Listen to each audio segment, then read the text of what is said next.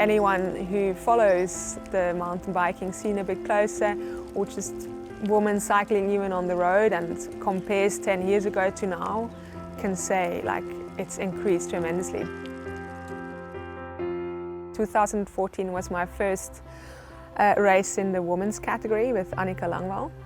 And if I would compare my performance from then to now, I have improved tremendously, and technically I've improved, a lot. I've done a lot of skills training in the meantime.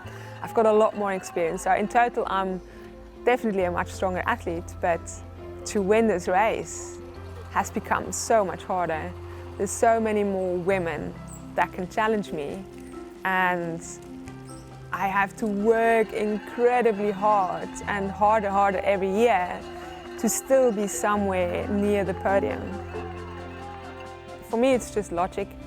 You know, women came into the sport almost 100 years later than the men.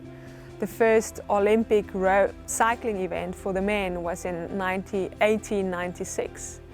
The first Olympic cycling event for the women was in 1984. That's almost 100 years.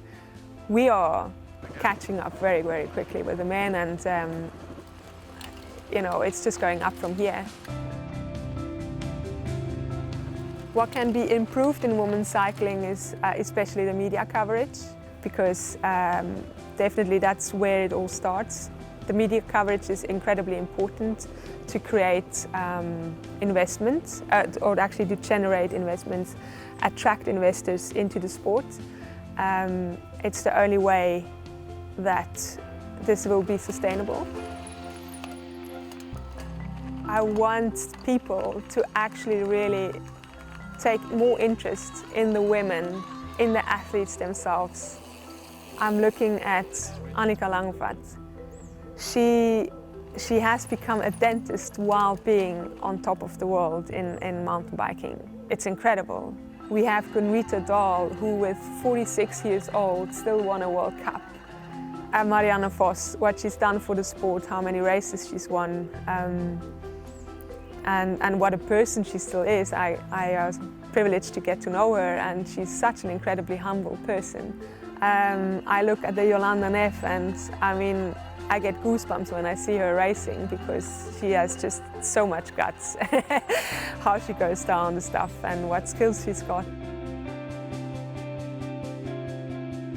What I contribute to women's cycling is that I'm still racing and trying to be as professional as I can.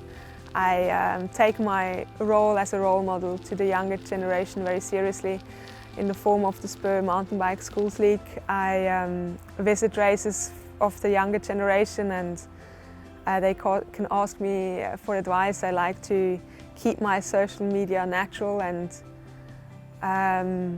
be a role model in all aspects there. On the other side, I'm also politically involved. I'm part of the Cyclists Alliance. That's a rider union for professional female cyclists. And I try to speak to organizers to make the racing situation more fair, with having separate starts, with having equal prize money, all of that.